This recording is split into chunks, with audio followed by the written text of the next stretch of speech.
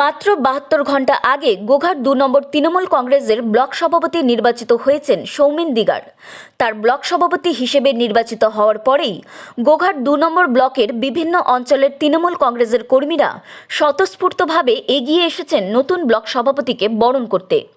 বিগত দিনে গোঘাট ২ নম্বর তৃণমূল কংগ্রেস আড়াআড়িভাবে বিভক্ত হয়ে পড়েছিল, যেখানে উঠে এসেছিল গোষ্ঠীদ্বন্দ্বের কথা। অর্থাৎ বিগত দিনের তৃণমূল কংগ্রেসের গোঘাট ২ নম্বর ব্লক সভাপতি ছিলেন আদতে শিক্ষক মশাই অরুণ কেওড়া। তিনি নাকি সেভাবে সকলকে মানিয়ে নিয়ে চলতে পারছিলেন না বলেও অভিযোগ উঠেছিল। তারই প্রেক্ষাপটে সামনে ২০২৪ লোকসভা নির্বাচনে বৈতরণী পার হওয়ার জন্য গোঘাট ২ নম্বর তৃণমূল কংগ্রেসের ব্লক সভাপতি পদের পরিবর্তন ঘটানো হয় বলে জানা গেছে। সেখানে এগিয়ে এসেছে তরুণ তুর্কি নেতা সৌমেন দিগার। বর্তমানে রাজ্যের যে সমস্ত জায়গায় ব্লক সভাপতি পরিবর্তন হয়েছে, সেখানে দেখা গেছে নব্য প্রজন্মের উপস্থিতি, অর্থাৎ তরুণ ব্লাডের উপরেই ভরসা রেখে ২০২৪ লোকসভা লড়তে চাইছে তৃণমূল কংগ্রেস। বিগত দিনে তৃণমূল কংগ্রেস ব্লক সভাপতির পাশে পুরনো দিনের কর্মীদের সেভাবে দেখা যেত না, অর্থাৎ তৎকালীন সময়ে বিগত দিনের ব্লক সভাপতির কারণেই নাকি ব্রাত্য হয়ে পড়েছিল পুরনো তৃণমূল কংগ্রেস কর্মীরা। কিন্তু নবনিযুক্ত গোঘাট ২ তৃণমূল কংগ্রেসের ব্লক সভাপতিকে বরণ করতে উপস্থিত হল পুরনো দিনের তৃণমূল কংগ্রেসের কর্মীবৃন্দরা।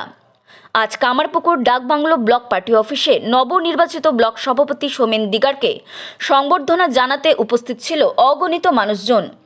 অর্থাৎ মানুষদের স্বতঃস্ফূর্ততা দেখে বোঝা গেল তারা অরুণ কেওড়ার প্রস্থানে ও সৌমেন দিগারের আগমনে যৎপরায়ণায় খুশি।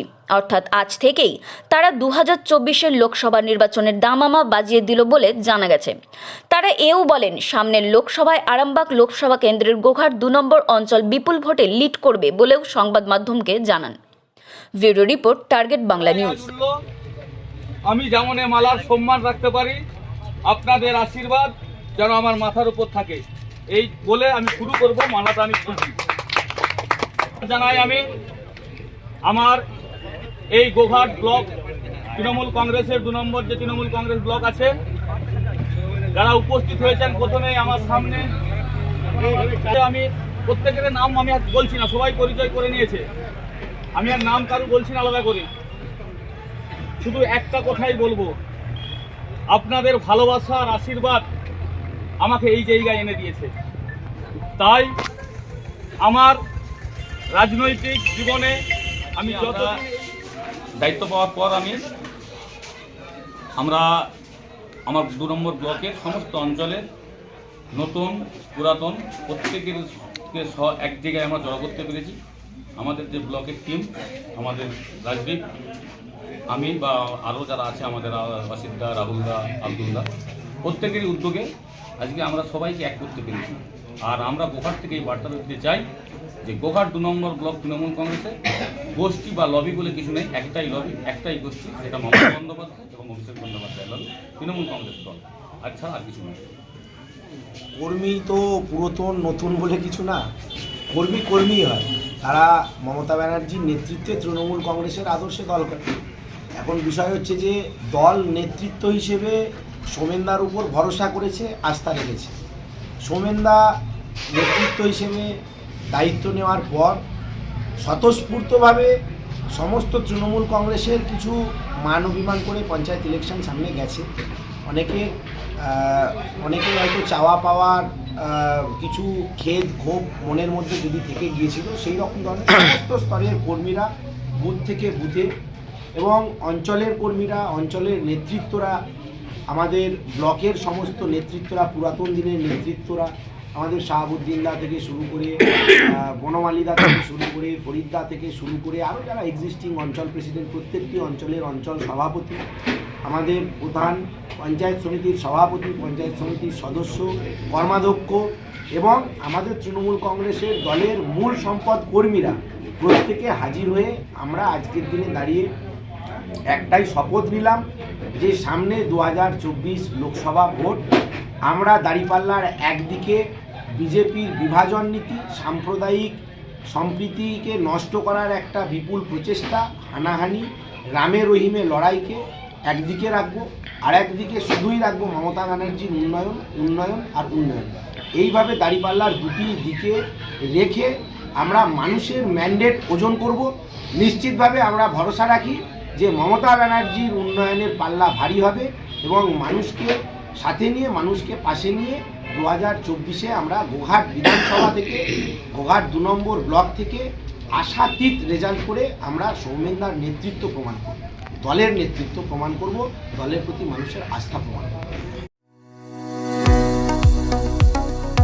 কতুলপুরে সর্বপ্রথম এমআরআই পরিষেবা যুক্ত 110 বেডের মাল্টি স্পেশালিটি হসপিটাল হল মেডিকেয়ার জেনারেল হসপিটাল। স্বাস্থ্যসাথী মান্যতাপ্রাপ্ত এই হসপিটালে রয়েছে AC, non AC cabin, modern OT, ICCU, NICU, micro surgery, dialysis বিভাগ, ব্রেন ও spine surgery, cancer surgery, lift সহ নানান পরিষেবা। এছাড়াও রয়েছে সিটি স্ক্যান পরিষেবাযুক্ত নিজস্ব ডায়াগনস্টিক সেন্টার, ডক্টর চেম্বার্স, ওষুধের দোকান সহ 24 ঘন্টা অ্যাম্বুলেন্স পরিষেবা, 24 ঘন্টা অ্যাক্সিডেন্ট এমার্জেন্সি। রোগীর সুচিকিৎসা, সুপরিষেবা এবং সুস্বাস্থ্যই হল আমাদের মূল লক্ষ্য। ঠিকানা সরিষাদিঘি, কতুলপুর, বাঁকুড়া।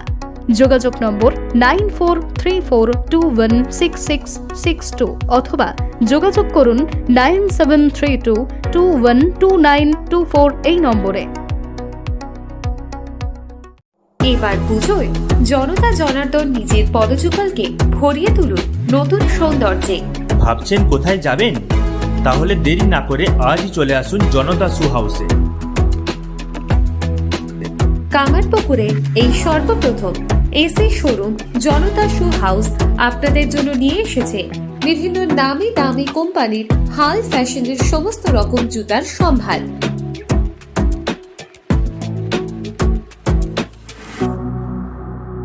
একদম আপনার সাধ্যের মধ্যে। কামারপুকুর চটি, বেঙ্গাই রোড ধরে 30 সেকেন্ডের হাঁটা পথে পৌঁছে যান সিরাজ আলীর জুতার দোকানে। শনি মন্দির সন্নিকটে Janata Shoe House, proprietor Siraj Ali. Phone number 9732156840।